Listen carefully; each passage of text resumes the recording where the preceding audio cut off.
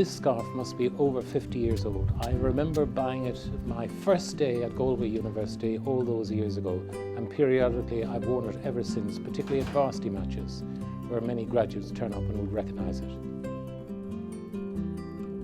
My father was in the bank and he was moving around the country. So I went to Clongowes, where I had a very happy 5 years plus, and it was whilst I was there that I started playing rugby for Connacht schoolboys. And as a consequence of that, I ended up in UCG, and I have no regrets whatsoever. 6 great years, 6 wonderful years, during which time I joined the Navy as a medical cadet and went from getting £5 a month pocket money from my father to £90 a month from the Navy.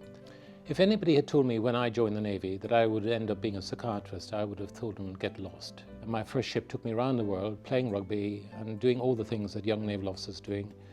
And then I went into submarines for 2 years, and at the end of that time I went to do 6 months psychiatry with a view to being a GP, and just got sucked into a profession that I've loved practicing ever since. In 1982, I suddenly found myself going to war on board the Canberra, which had been taken up from the trade by the Navy to function as a troop ship with a hospital facility. There were about 37 doctors and nurses on board, and I was the only psychiatrist. I knew from my training that we would have a small number of psychiatric casualties, but I also knew, particularly in the light of the experience of the Americans in Vietnam, that the psychiatric casualties would continue to present long after the shooting was finished. And sure enough, after the 99-day trip to the Falkland Islands, and I went down with 3 commando brigades, stayed with them throughout the shooting and came back with them, we began to see people presenting long after the shooting had finished.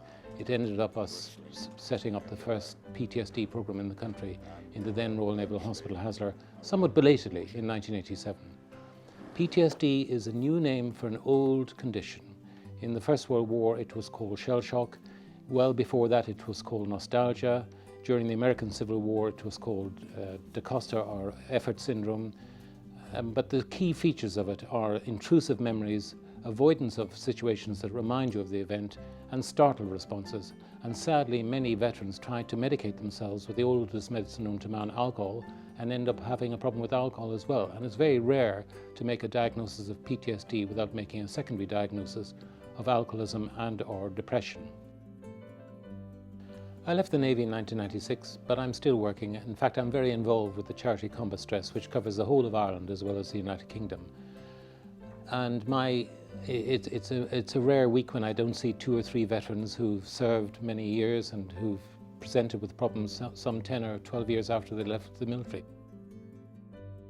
Susie and I started our married life here in Wickham. We are blessed with 6 children and 20 grandchildren. They are particularly proud of their Irish ancestry. And I suppose in time it would be very pleasant if one of my grandchildren or great-grandchildren ended up in Galway and could share that wonderful experience that I had all those years ago.